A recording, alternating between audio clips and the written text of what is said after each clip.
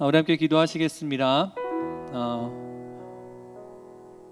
오늘도 우리가 예배할 수 있다는 것이 이 시간을 기억하고 예배할 수 있다는 것이 복이고 하나님의 은혜입니다. 이 시간 같이 기도하실 때 하나님, 나를 지키시고 보호하시는 하나님께서 영원토록 나와 함께 하심을 알고 있습니다.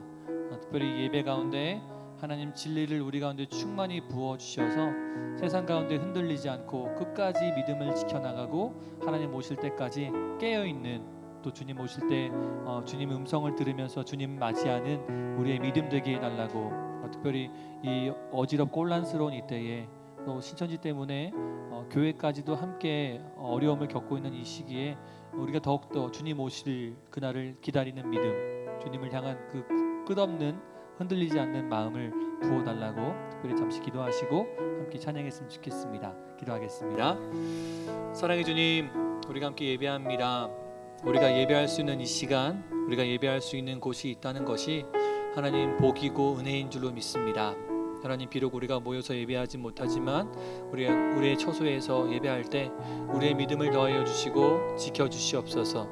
하나님, 그래서 주님 오시는 그날까지 끝까지 믿음을 지켜나가는, 특별히 이렇게 힘들고 어려운 이때에 하나님 우리가 흔들리지 않는 믿음으로 주님 오심을 기다리는 하나님 그 모습으로 살게 하여 주시옵소서.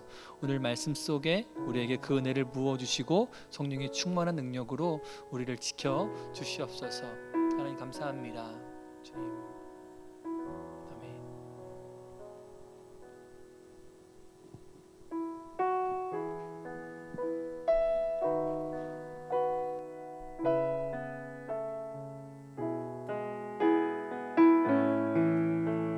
우리를 지키시고 보호하시는 하나님을 기억하시고 바라봅니다.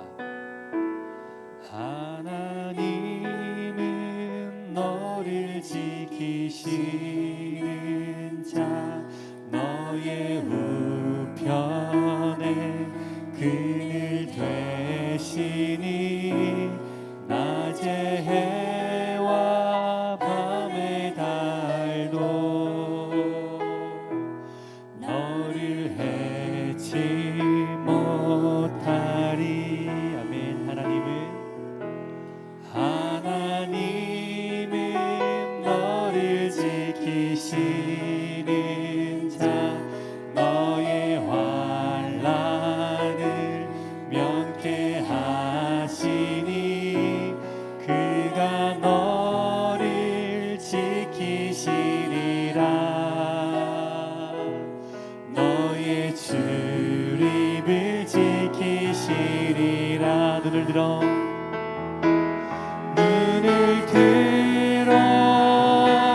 산을 보아라. 너의 도움 어디서나 천지 지으신 너를 만드신 여호와께로. 우리 가사를 바꿔서 하나님은 나를 지키시는 자, 하나님은 나를 지키신 나의 우편에, 나의 우편에 그늘 되시니 낮의 해와 밤의 나를 해치 못하리라.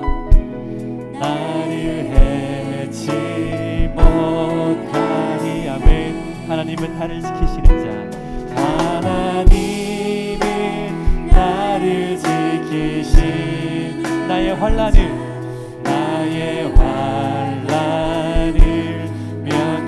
면케하시니 그가 나를 지키시리라. 나의 출입을 지키시리라.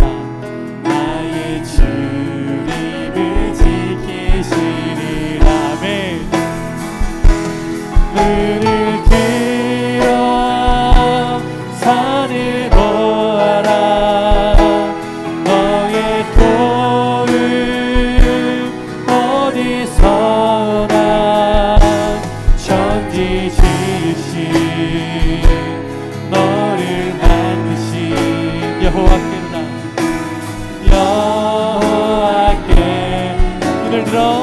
산을 보아라. 눈을 들어 산을 보아라. 너의 도움 어디서 오나. 천지지으신 너를 만드신. 우리 한 번 더 눈을 들어 주의 영광을 바라보면서 눈을 들어 산을 보아라. 너의 도움 어디서 오나.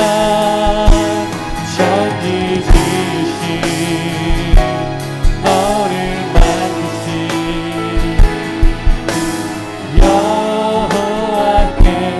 여호와께로다.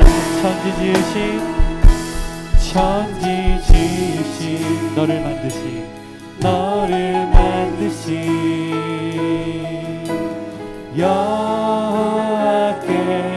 여호와께로다. 아멘.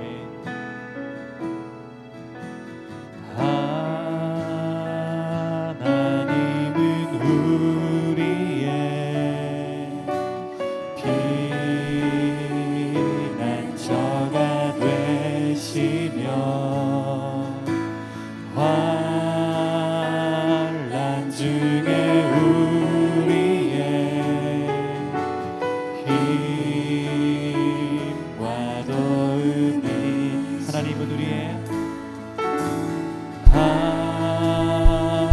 하나님은 우리의 피난처가 되시며 환난 중에 우리의 힘과 도움이시라.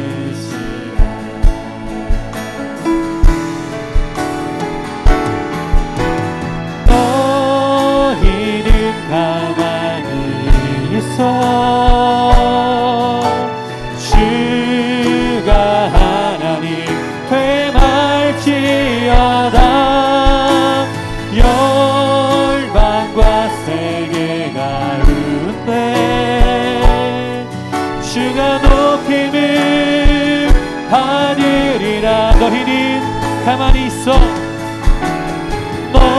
너희는 가만히 있어 주가 하나님 되말지어다. 열방과 세계가 웃네. 아멘. 주가 높임을 받으리라. 우리 한 번 더. 하나님은 우리의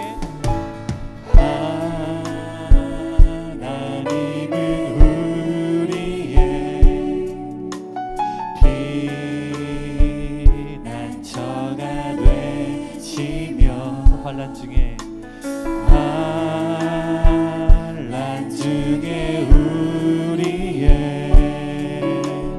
힘과 도움. 우리 한 번 더 고백합니다.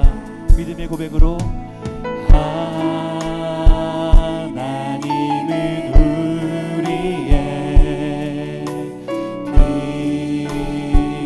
피난처가 되시며 환난 중에 우리의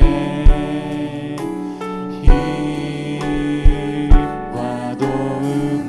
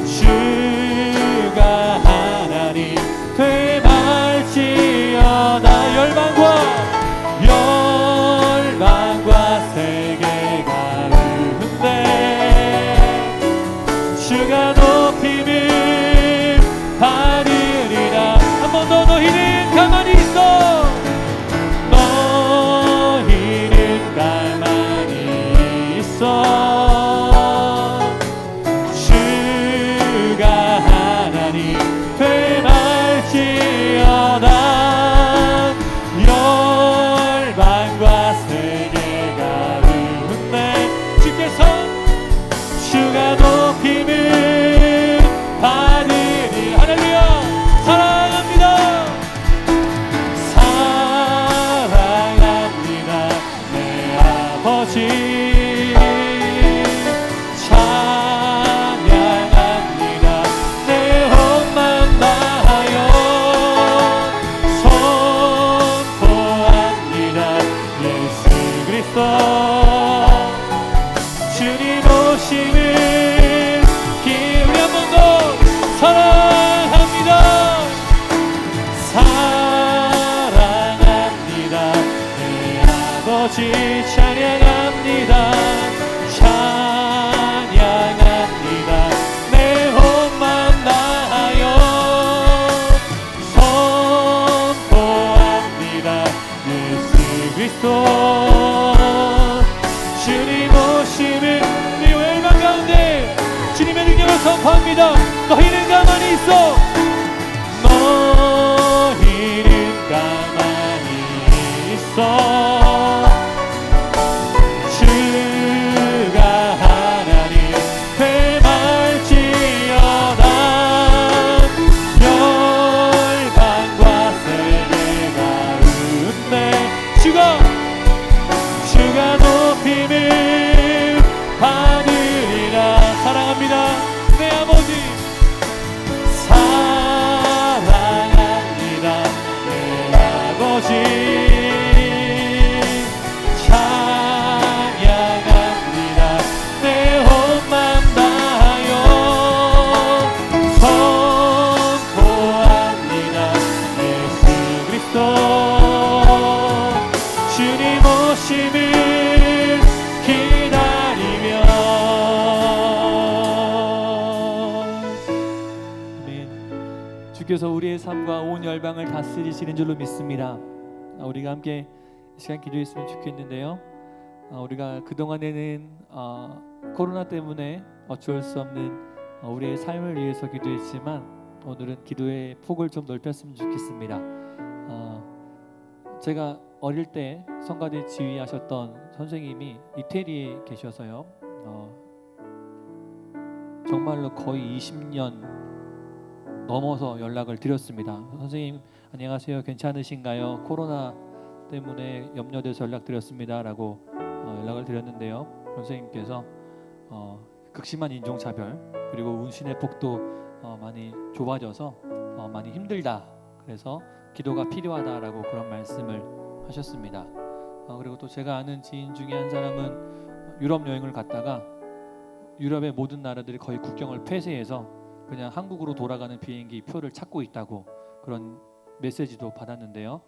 우리가 이 시간에 같이 기도했으면 좋겠는 것이 우리의 삶과 우리나라를 넘어서 우리 특별히 코로나 바이러스가 많이 퍼져 있는 그 나라 가운데 있는 우리 한국인들 또 동양 사람들 그리스도인들을 위해서 기도했으면 좋겠습니다.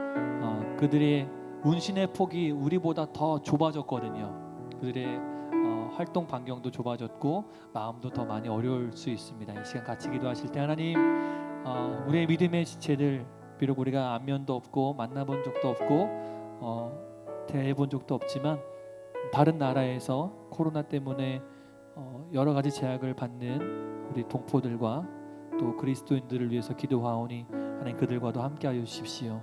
이 시간 우리에게 주신 평안함과 승리의 믿음이 또 우리나라에 이루어지고 있는 코로나를 이겨나가고 있는 그런 모습들이 그 나라들에게도 있어서 우리 믿음의 지체들이 담대하게 살아갈 수 있도록 끝까지 믿음을 지켜나가는 그런 믿음의 삶으로 우리가 함께 온 세계와 열방 가운데서 하나님의 이름을 찬양하게 해달라고 우리가 같이 기도했으면 좋겠고요. 또 오늘도 말씀을 전하시는 담임 목사님을 위해서 기도하실 때 항상 언제 어디서든지 주께서 건강을 지켜주셔서 성령의 충만함을 주셔서 말씀을 준비할 때나 말씀을 선포할 때나 주의 능력이 충만하게 역사해달라고 또 오늘도 우리에게 주시는 말씀이 우리에게 생명이 되고 능력이 되어서 우리의 삶의 모든 순간순간마다 주님의 말씀으로 이겨나가는 우리의 삶이 되게 해달라고 이 시간 잠시 기도했으면 좋겠습니다. 기도하겠습니다. 이 어려운 때에 우리만 힘든 것이 아니라 전 세계에 있는 많은 사람들 모든 사람들이 힘들어하고 있습니다. 특별히 하나님 한국인이라도 협박을 받고 있는 하나님의 동포들을 위해서 기도합니다. 하나님 그들을 지켜주십시오. 그들과 함께하여 주셔서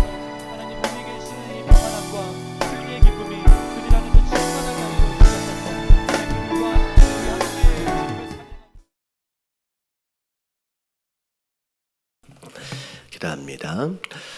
하나님, 이 시간 우리로 하여금 또 예배할 수 있는 이 귀한 시간과 이 자리를 허락하여 주심에 감사를 드립니다. 하나님, 수요일 또 비록 다른 공간에서 또 다른 장소에서 이렇게 예배하지만 우리 모든 성도들 마음 가운데 한 마음 한 뜻을 허락하여 주시고 한 믿음을 허락하여 주시어서 주님 앞에 나아갈 때 주님 예비하신 말씀과 은혜를 허락하여 주시옵시고 특별히 이 어려운 상황 가운데서 성도 되어진 자들이 무엇을 해야 하고 또 무엇을 어떻게 살아가야 하는지 또 하나님의 마음과 계획들을 깨달아 알며 또 순종할 수 있는 그런 성도들이 다 되어질 수 있도록 우리 한 사람 한 사람을 축복하여 주시옵소서. 하나님, 우리 가정들을 돌봐주시고 우리의 모든 환경들을 주님 지켜주시고 인도하여 주시길 원합니다. 하나님, 우리 이 모든 상황 가운데에서도 우리 모든 성도 되어진 자들이 예배를 잃어버리지 않게 하여 주시옵시고 삶으로 드려지는 이 예배가 더 거룩하게 드려질 수 있도록 하나님 우리의 마음과 생각을 붙잡아 주시옵소서. 이 모든 말씀 우리 주 예수 그리스도의 이름으로 감사하며 간절히 기도드리옵나이다. 아멘. 할렐루야. 우리 다른 장소이겠지만 그럼에도 불구하고 서로 한번 인사했으면 좋겠습니다. 하나님이 당신을 사랑하십니다. 네, 감사합니다. 새벽 예배는 계속 드려지고 있습니다. 정부에서 권면한 내용들을 따라서 여러 가지로 체온을 체크업하고 또 소독하고 하는 모든 과정들 잘 지켜가면서 그래도 우리가 교회 안에서 예배하고 기도하는 것이 계속 멈춰 주시면 안 될 것 같아서 많은 수가 아니지만 그래도 조금씩 모여가지고 그렇게 예배가 드려지고 있습니다. 비록 교회에 나올 수는 없는 상황이지만 가정에서도 함께 기도하면서 참여해 주시면 감사하겠습니다. 자, 오늘 수요일 오늘 말씀 요한복음 20장 11절서부터 우리 함께 살펴보도록 하겠습니다. 자, 요한복음 20장 11절서부터 우리 함께 살펴보도록 하겠습니다. 자, 일단 11절과 12절 말씀 같이 한번 읽어볼게요. 다 같이 시작. 나는 무덤 밖에 서서 울고 있더니 울면서 굽으러 문 안을 들여다보니 흰옷 입은 두 천사가 예수의 시체 뉘었던 곳에 하나는 머리편에 하나는 발편에 앉았더라. 예수님께서 십자가에 못 박혀 돌아가시고 나서 이제 요셉이라고 하는 사람과 니고데모라고 하는 사람, 사실은 바리새인들이에요. 근데 예수님의 십자가를 경험하고 나서 이들이 오히려 제자들은 숨어 있었음에도 불구하고 오히려 드러나서 스스로 제자임을 밝히고 예수님의 장례를 적극적으로 치르는 내용이 어제 말씀에 나왔었고요. 자, 그런 가운데 안식일이 지나고 나서의 첫 번째 새벽에 마리아와 또 다른 마리아가 예수님의 묻히신 예수님이 장사되어진 무덤을 찾아갔는데 이미 문이 열려 있었습니다. 자, 그런 가운데 제자들에게 시체가 어디 있느냐, 누가 옮겼나 보다라고 얘기했더니 베드로와 요한이 와가지고 확인을 하고 예수님의 십체가 없어진 것을 보고 나서 이 제자들은 어떻게 했냐면 다시 집으로 돌아가 버렸어요. 다시 집으로. 근데 오늘 11절서부터 나오는 내용을 보니까 자, 새벽 일찍부터 예수님의 무덤을 찾아왔었던 그 마리아는 자, 제자들처럼 집에 돌아가 버리지 않고 무덤 곁에서 자리를 지켰습니다. 오늘 보니까 울고 있었다는 거죠. 예수님 십체가 없어진 거예요. 사실은 누가 이제 도둑질 해갔는가 싶었는데 사실은 무덤 안에 보니까 예수님의 시체만 없어지고 예수님의 시체를 쌓았던 세마포는 곱게 접혀져서 놓여 있었어요. 어떻게 보면 누군가 시체를 도둑질하려고 했다라고 한다면 이걸 다 풀어놓고 가지는 않았겠죠. 근데 이게 다 덮여져 있었던 것으로 예수님이 부활하심이 이제 우리가 이제 알 수 있는 대목입니다. 자, 근데 옆에서 이제 울고 있습니다. 도대체 이 시체가 어디 갔는지 자 슬퍼하는 가운데 결국은 처음 찾아왔던 이 마리아, 열정이 대단하죠. 그리고 마지막까지 남아있던 이 마리아가 결국 부활하신 예수님을 처음 만나게 되는 장면이 오늘 말씀입니다. 12절에 보니까 아까 아침에 제자들이 처음 왔었을 때는 무덤 안이 아무도 없이 비어 있었는데, 자, 울고 있는 가운데 늦게까지 남아 있었던 마리아에게 2명의 천사가 등장을 합니다. 이게 12절에 보니까 흰 옷을 입은 2 천사가 예수님이 누워 있었던 머리 쪽과 다 발 쪽에 하나씩 다 이제 앉아 있었던 거죠. 그런 가운데 자 천사가 이야기합니다. 여자여 어찌하여 우느냐 이르되 사람들이 내 주님을 옮겨다가 어디에 두었는지 내가 알지 못합니다. 이 마리아조차도 예수님이 부활하신 것에 대하여 아직 생각조차도 못하고 있어요.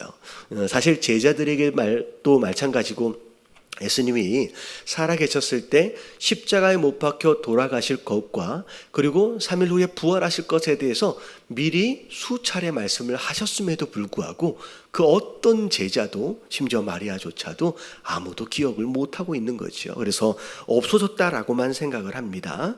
자, 그런 가운데 이 말을 하고 뒤로 돌이켜 예수께서 서 계신 것을 보았으나, 그러니까 천사들 외에 또 다른 한 사람이 뒤에 서 있는 거예요. 근데 예수님인지를 처음에 알아보지 못합니다.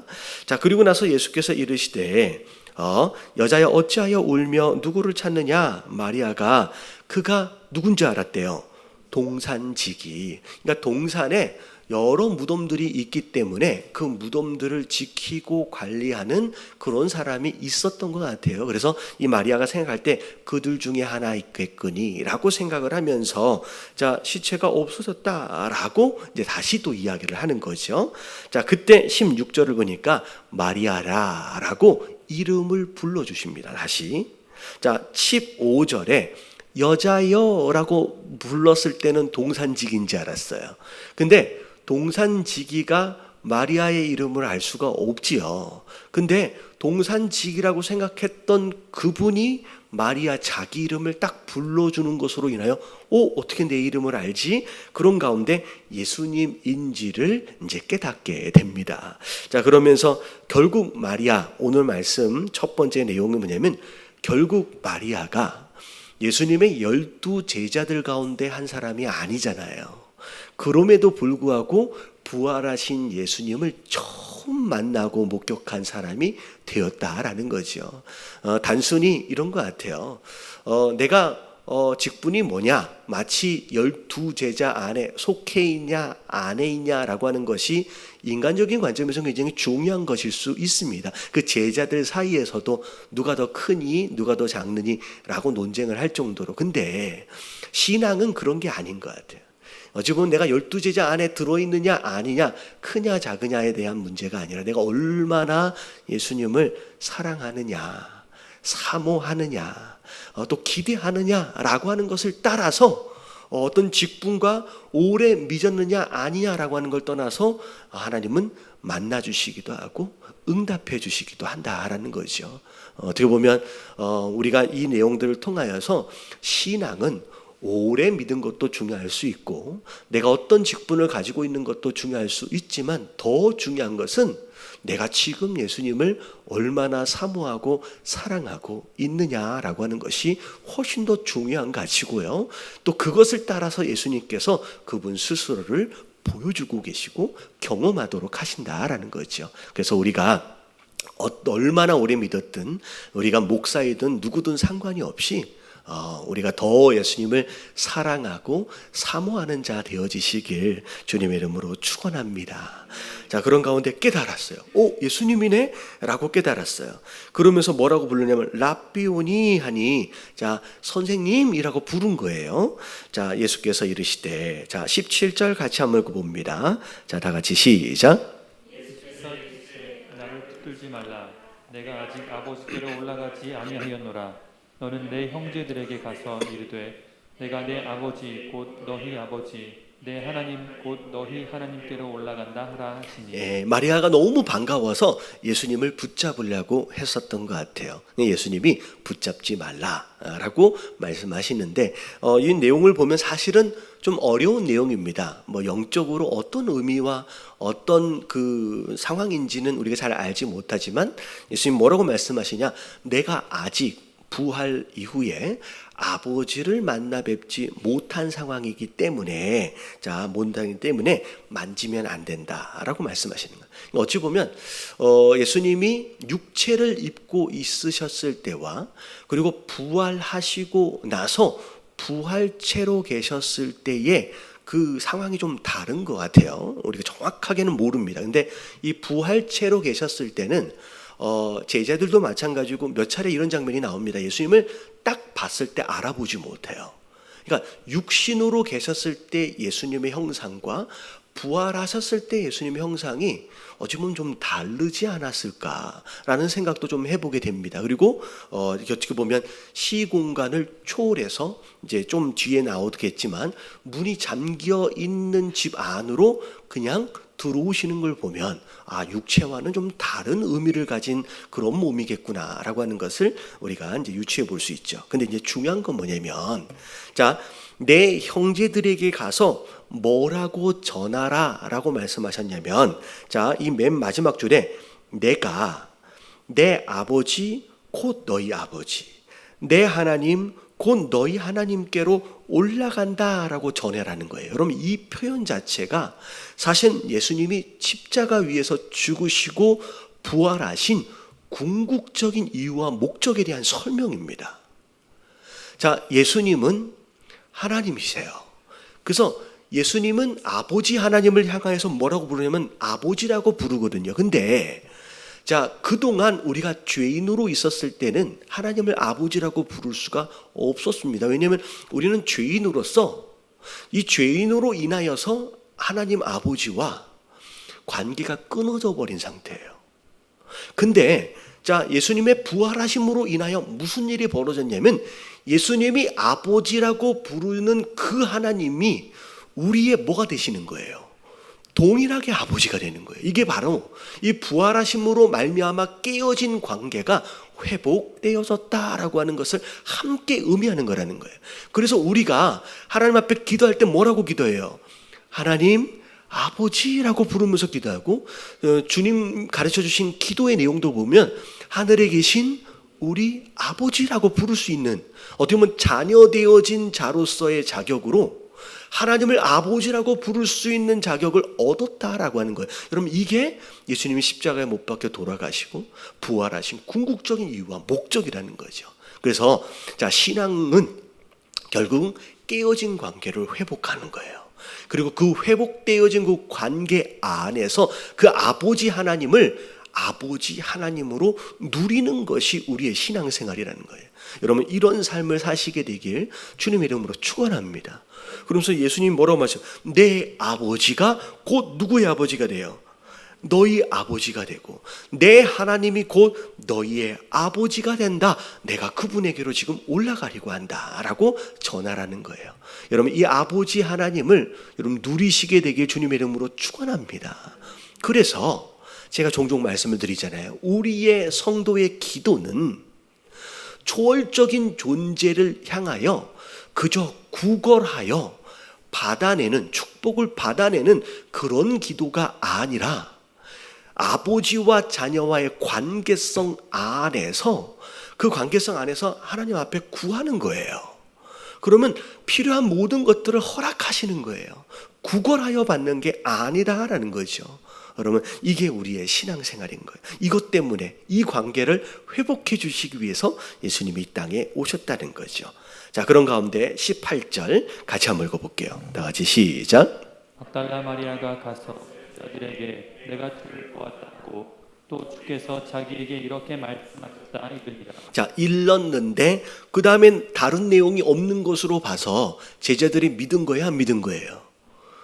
이게 분명히 베드로하고 요한이 갔는데 아무도 없었는데 나중에 좀 남아있다가 내가 예수님 봤다라고 얘기를 하니까 제정신이 아닌가라고 아마 그냥 지나가 버린 것 같습니다. 자, 그런 가운데 자, 그 다음 날입니다. 그 다음 날 저녁 때 첫날, 자, 그날 곧 안식이 그날이죠. 그러니까 지금 예수님을 만난 날이 주일날 새벽이에요. 주일날 새벽이에요. 그리고 그날 저녁 때에 예수님께서 제자들을 찾아가시는데, 자, 제자들이 뭐 하고 있는지를 보니까 제자들이 유대인들을 두려워하여 모인 곳에 문을 닫았더니, 자, 예수님이 십자가에 못 박혀 처형되셨어요. 근데 어찌 보면 유대인들에게 있어서는 신성모독이라고 하는 굉장히 위험한 죄지요. 그리고 로마의 법으로 이야기하면 반역죄로 인하여서 처형되어진, 그리고 그를 따르던 소위 말하는 추종자들이잖아요. 제자들. 어찌 보면 언제 그들이 끌려갈지를 모르는, 동일하게 십자가에 못 박혀 죽을지도 모르는 그런 상황이 된 거죠. 그러니까 어찌 보면 제자들 입장도 나름 이해가 좀 되어져요. 뭐 이게 3년 반 동안 따라다녔는데 이렇게 겁장일 수 있겠는가? 사실 우리랑 비슷합니다. 우리도 이들과 같은 상황이었다라고 한다면 다 이렇게 숨어 있을 수도 있었을 것 같아요. 근데 어찌되었든 혹시나 잡혀갈까 문을 닫아놓고 숨어 있는데, 자, 예수님께서 찾아오셨어요. 자, 그러고 나서 예수님이 그들에게 가장 먼저 하셨던 말씀이 뭐냐면, 자, 너희에게 뭐가 있을지어다. 여러분, 평강이 있을지어다. 여러분, 이게 얼마나 위로가 되는 말씀인지 모르겠습니다. 사실 예수님이 잡히시기 전 베드로와 더불어서 다른 제자들까지도 죽는 데에라도 마치 따라갈 것처럼 장담했던 자들, 잡히시던 그 새벽에 다 도망가 버리고, 어찌 보면 십자가 밑에도 요한밖에 와 있지 않았어요. 심지어 베드로는 그 전날 배신해 버렸죠. 예수님을 부인하고 심지어 저주까지 하고 어디 간지 없어 버렸어요. 그리고 나서 예수님의 부활하심에 대하여 이미 몇 차례 지금 얘기를 했음에도 불구하고 이제 숨어 있는 상황, 예수님이 와서 야, 3년 반 동안 도대체 너희는 뭘 배웠냐? 솔직히 의리도 없이 그렇게 배반하고 그렇게 가버릴 수 있을까? 심지어 이 베드로만큼 예수님 얼굴 보기가 참 민망할 것 같아요. 사실 닭이 울면서 자기 이 배반한 죄를 깨닫고 울었잖아요. 그러니까 어떻게 보면 그런 상황 가운데서 예수님이 꾸중을 했거나 어떻게 보면 이제 책망할 수도 있으셨을 텐데, 예수님은 그들의 육신의 연약함을 아시는 거예요. 육신을 입은 자로서 그럴 수밖에 없는 상황임을 이해해 주시면서 그냥 딱 찾아오시자마자 위로해 주십니다. 뭐라고? 평강이 있을지어다. 영어로 얘기하면 이제 샬롬 하신 거죠. 사실 이게 예수님의 우리를 아시는 가운데 허락하시는 위로하심인 것 같아요. 때로는 신앙생활을 하면서 어찌 보면 목사임에도 불구하고 아니면 직분자임에도 불구하고 그러면 안 되는 줄 알면서도 넘어지고 쓰러질 때가 있어요, 없어요? 많이 있죠. 많이 있는데 예수님의 이 위로하심 이런 내용들을 보면서 오히려 우리를 책망하시고 꾸중하기보다는 오히려 샬롬 하시면서 위로하시길 원하신다라는 거예요. 여러분, 하나님의 은혜를 입은 자로서 예수님의 이 위로하심을 들으실 수 있는 저와 여러분들 되시길 주님의 이름으로 축원합니다. 자, 그런 가운데 예수님이 부활하신 것에 대하여 일부러 보여주십니다. 손하고 그리고 옆구리의 상처를 다 보여주면서 내가 부활한 그 예수다라고 하는 것을 말씀하고 계시는 거예요. 자, 그 다음에 자 21절에 또 다시 한번 평강이 있을지어다. 왜냐하면 이들 마음 가운데 자, 무엇으로 사로잡혀 있는 상태냐면 두려움으로 사로잡혀 있어요. 그래서 아무것도 못하고 있는 이런 상황이기 때문에 두 번째 또 샬롬이라고 말씀하시는 가운데 자, 아버지께서 나를 보내신 것 같이 나도 너희를 보내노라 라고 말씀하시는 거예요. 자, 이게 두려움 가운데 아무것도 못하고 있는 숨어있는 이 제자를 향해서 보내겠다라고 말씀하시는데 사실 이게 귀에 들리진 않았을 것 같습니다. 근데 중요한 게 22절이에요. 자, 이런 두려움에 사로잡혀 있는 이 제자들 보낸다고 갈 수 있는 상황이 아니잖아요. 근데 예수님이 해답을 주시는데 22절에 뭐라고 말씀하세요? 자, 다 같이 한번 읽어봅니다. 시작. 이 말씀을 하시고 그들을 향하사 숨을 내쉬며 이르시되 성령을 받으라. 예. 자, 결국 육신을 입은 자로서 비록 3년 반 동안 예수님과 먹고 자고를 하면서 그렇게 따라다니고 훈련을 받았음에도 불구하고 예수님을 버리고 도망치고 배신하고 저주할 수밖에 없는 육신의 연약함, 그리고 심지어 부활에 대해서 말씀하셨음에도 불구하고 아무도 기억하지 못하는 가운데 두려움 가운데 숨어있는 이들의 현실, 자, 이들의 현실을 이겨내고 그런 두려움을 결국 이겨내고 보내심을 받은 자로서, 사도 되어진 자들로서 예수님의 일을 할 수 있으려면 결국은 우리의 의지와 우리의 결단으로는 이제 안 된다는 거예요. 베드로도 안 됐잖아요. 그렇게 가까이에서 별의별 것들을 다 보고 경험했던 그 베드로마저도, 물 위를 걸어봤던 그 베드로마저도, 수제자 베드로마저도 안 된 거라는 거예요. 결국 뭐밖에 없어요. 방법은 성령을 받는 길밖에 없다는 거예요. 그러면 성령을 받지 않으면 우리가 얼마나 오래 믿었든 상관이 없이, 우리가 누구든 상관이 없이 이런 보내심을 받은 자로서 여러분 주의 일을 감당할 수 없다라는 거죠. 우리가 그래서 기도를 할 때 가장 첫 번째 기도의 제목은 뭘 위해 기도해야 돼요? 하나님 우리에게 성령의 충만함을 주시옵소서. 결국 아시다시피 사도행전 1장에 쭉 보면 결국은 이렇게 나약했던 제자들, 이렇게 두려움 가운데 사로잡혀 있던 이 제자들이 결국 사도행전 1, 2, 3장을 쭉 지나가면서 변해버립니다. 불과 며칠 사이에 변해요. 뭐가 그들의 변화를 이끌어냈느냐? 성령을 받았어요. 성령을 받으니까 권세와 능력 가운데 담대해지는 거예요. 용감해지는 거예요. 그래서 공회 앞에서도 심지어 예수님을 죽는데 내줬던, 결의를 했던 그 사내들인 공회 앞에서도 내가 누구를 기쁘게 해드리는 게 맞느냐라고 담대하게 선포할 정도로. 그래서 거기에 있는 바리새인들이 놀랍니다. 이들이 어부 출신들 아니냐? 도대체 이런 지혜와 이런 언변이 어디서 나왔느냐라고 놀랄 정도의 다른 사람이 되어지는 거예요. 결국 쓰임받기 위해서 우리 안에 필요한 것은 다른 게 아니라 성령을 받아야 한다라는 거예요. 그러면 성령을 받아야 이 두려움을 이길 수 있고 성령을 받아야 보내심을 받은 자로서의 합당한 삶을 살 수 있다라고 말씀하시면서 자 26절 너희가 누구의 죄든지 사하면 사하여질 것이요 누구의 죄든지 그대로 두면 그대로 있으리라 하시니라 라고 사도로서의 사명 가운데 굉장히 중요한 사명, 용서하는 사명을 허락하시는 거예요. 자 그래서 자 여기까지 결국은 우리가 얼마나 오래 믿었느냐가 중요한 게 아니에요. 우리가 어떤 직분을 가지고 있느냐가 중요한 게 아니에요. 내가 지금, 자 과거도 아닙니다. 내가 지금 얼마나 예수님을 사랑하고 사모하느냐가 예수님을 경험하느냐에 또 경험하에 좌우되어진다는 거죠. 우리가 더욱더 예수님을 사랑하시고 사모하시는 저와 여러분들 되시길 주님의 이름으로 축원합니다. 그리고 우리는 우리의 실력으로 우리의 의지와 결단으로 우리가 쓰임받을 수 있는 게 아니라는 거예요. 결국 뭘 받아야 돼요?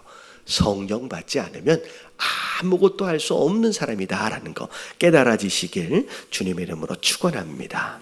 자, 그 가운데 24절 자 같이 한번 읽어봅니다. 다 같이 시작.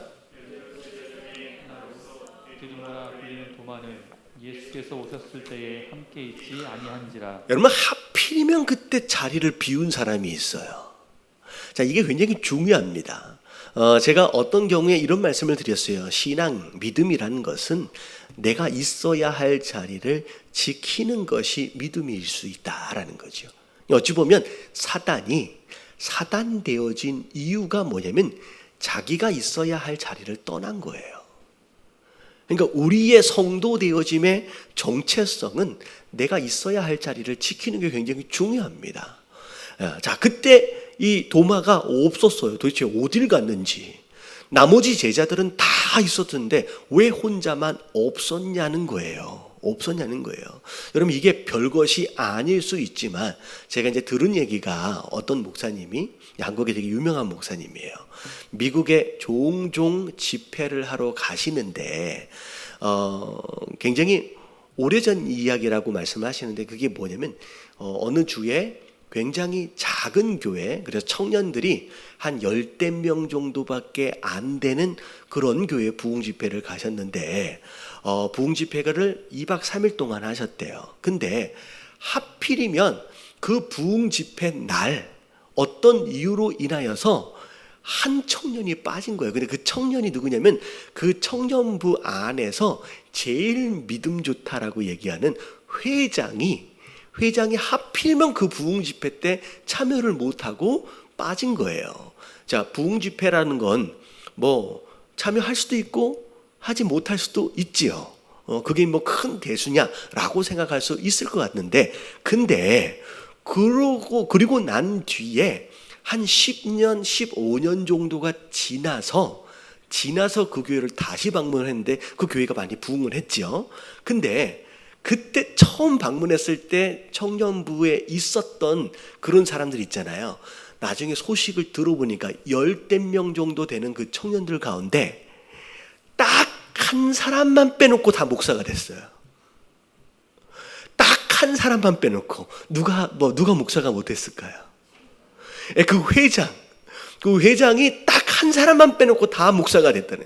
물론 목사가 돼야지만 뭐 대단한 무엇인가가 된다, 뭐 그런 의미는 아닙니다. 근데 제가 말씀드리는 의도를 아시겠죠? 그때 그 집회에서 은혜 받았던 자들이 다 결신을 해서 전부 다, 남자는 목사가 되고 여자분들은 이게 목사님의 사모님이 되고 선교사가 되고, 이게 주의종으로 쓰임을 받는데 그때 그 한 사람만 빠져서 저는 그런 생각을 해요.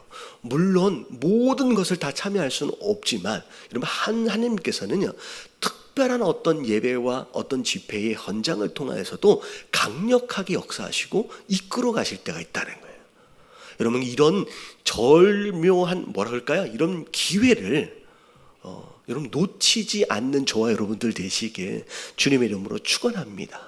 여러분, 우리 예배들도 마찬가지예요. 매주 있어질 예배, 여러분 이번 기회를 통하여 알잖아요. 당연하게 드려지는 예배가 아닐 수 있다라는 거예요. 여러분, 미국 같은 경우는 지금 150명 이상은 모이지 말라서부터 지금 점점 줄어서 10명 이상은 아예 모이지 못하도록 여러분 교회까지도 지금 전부 다 규제하고 있습니다. 지금 미국이 굉장히 어려운 상황이에요. 이런 상황이 되니까 예배가 이번 주에 못 드리면 다음 주에 가면 되지라고 하는 것이 아닐 수 있다라는 거예요. 이런 전염병과 같은 이런 상황만 돼도 여러분, 마지막 때가 되어지면 이 예배가 얼마나 소중한 것인지 여러분 더 절절하게 느끼길 때가 올 겁니다. 여러분, 지나가지 마시고 여러분, 하나님이 역사하시는 그 타이밍, 이 도마처럼 하필이면 그때 없었는데 라고 아쉬워하는 자가 아닌 여러분, 우리 자리를 잘 지켜낼 수 있는 저와 여러분들 되시길 주님의 이름으로 축원합니다. 자, 그런 가운데 다른 제자들 가운데다 왔더니 뭐라 그래요? 우리가 주님을 봤어. 부활하신 주님을 봤다라고 하는데 하여튼간 또 깐깐해요. 또 이런 사람은 못 믿겠다는 거예요. 뭘 보기까지. 예수님 이렇게 상처, 손, 옆구리에 나 손 넣어보기까지는 난 절대로 안 믿겠다라고 얘기를 하면서 고집을 또 부립니다. 자, 그랬더니 26절에 보니까 예수님이 찾아오세요. 자, 같이 한번 읽어볼게요. 자, 26절 다 같이 시작. 여드레를 지나서 제자들이 다시 집 안에 있을 때에 도마도 함께 있고 문들이 닫혔는데 예수께서 오사 가운데 서서 이르시되 너희에게 평강이 있을지어다 하시고. 예. 자, 다행히도 이 도마 또한 예수님을 볼 수 있게끔 다시 찾아와 주십니다. 또 오셔서 동일하게 평강이라고 말씀하고 계시죠. 자, 그런 가운데 도마에게 말씀하고 계세요. 사실은 예수님이 이미 다 알고 계세요. 도마가 나는 손 넣어보지 않으면 나는 못 믿겠다라고 이야기했던 도마에 대해서 다 알고 계시는 거예요. 도마에게 네 손가락을 이리 내밀어서 내 손을 보고 내 손을 내밀어 내 꼬리를 넣어봐라. 그리하여 믿음 없는 자가 되지 말고 믿는 자가 되라. 어찌 보면 보여줘서까지라도 꼭 믿을 수 있게끔 예수님이 다시 한번 또 기회를 주시는 거죠. 그런 가운데 도마가 고백합니다. 실제로 넣어봤는지는 잘 모르겠어요. 넣어봤는지는. 자, 거기서 뭐라고 고백해요? 나의 주님이시여 나의 하나님이십니다 라고 도마가 고백해요. 어찌 보면 베드로의 고백과 더불어서 굉장히 의미 있는 고백을 또 도마가 하게 되죠. 베드로는 뭐라고 고백했어요? 주는 그리스도시요 살아계신 하나님의 아들입니다. 도마가 고백한 건 주님은 나의 주님, 나의 하나님이십니다 라고 고백하게 됩니다. 그러면서 29절에 자 도마에게 하신 말씀이 있어요. 네가 본 것으로 인하여 나를 믿느냐? 보지 않고 믿을 수 있다라고 한다면 그게 더 복된 것이다 라고 말씀하고 계시죠. 사실 이 말씀은 제가 실제적으로 경험한 바가 있는 내용입니다. 아시다시피 저는 이제 모태 신앙이에요. 모태 신앙인데 저는 이제 한 20살 초반까지도 아직 방언을 하지 못한 상황이었고요. 심지어 이제 목사가 되기로 신학교를 준비하고 있는 상황이었는데도 아직 방언도 아니면 다른 은사들을 경험한 적이 없어요. 누군가는 뭐 환상도 보고 막 그런 얘기 이제 하잖아요.